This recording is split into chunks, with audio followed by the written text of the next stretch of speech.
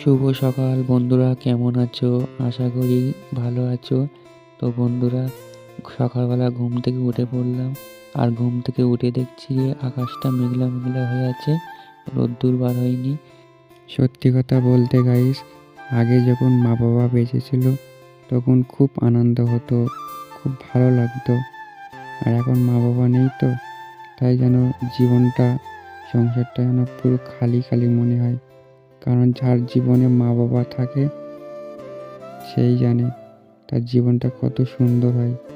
ছোটোবেলায় যখন স্কুলে যেতাম, খেলাধুলো করতাম, আর মা বাবা রান্না করে ডাকতো হাঁকতো আমাদের।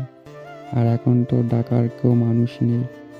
তো আমাদের সংসার আমাদের ঘাড়ে পড়ে গিয়েছে।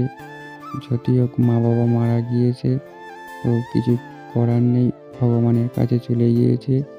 শুধু একটাই আশীর্বাদ করি, তারা যেন ভালো থাকুক। আর মা বাবা, তোমরা আমাদের আশীর্বাদ করো, আমরা যেন বড় হয়ে উঠতে পারি। তো গাইস, সব কিছু হয়ে গিয়েছে, আমি রান্নার দিকে যাচ্ছি। তো দেখো, আমি ভাতটা বসিয়ে দিয়েছিলাম, তো ভাতটা হয়ে গিয়েছে। আর ডালটা দিয়েছিলাম, তো ডালটাও হয়ে গিয়েছে। আর পেঁয়াজটা ভালো করে ধুয়ে কুচি কুচি করে বেছে নিচ্ছি। আর কি রান্না করব গাইস, বাজার তো নেই, তো ভাবলাম যে আগের দিন কবি নিয়েছিলাম, ফুলকপি, সেই ফুলকপির ঘেঁড়োটা ছিল, তাই সেটাই আর কি ভাজা করব।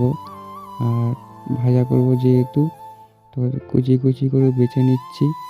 আর তার আগে ভাতটা হয়ে গিয়েছে, তো আমি লাভিয়ে ফেলেছি দেখো।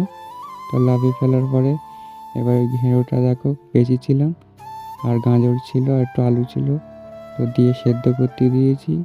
কারণ ঘেঁড়োটা একটু ক্যাঁচ ক্যাঁচ করে, তো তার জন্য একটু সেদ্ধ করতে দিয়েছি।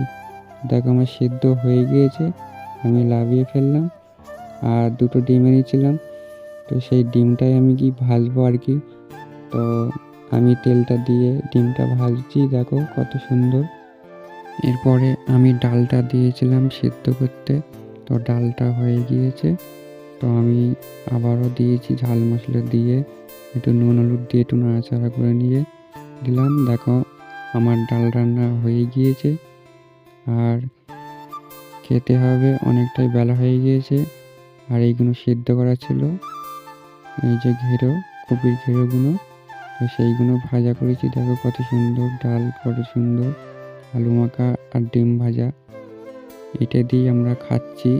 আজকের দুপুরের খাবার এইটাই, তো খাচ্ছি। আর মনে হচ্ছে খুবই সুন্দর হয়েছে এই সবগুলো।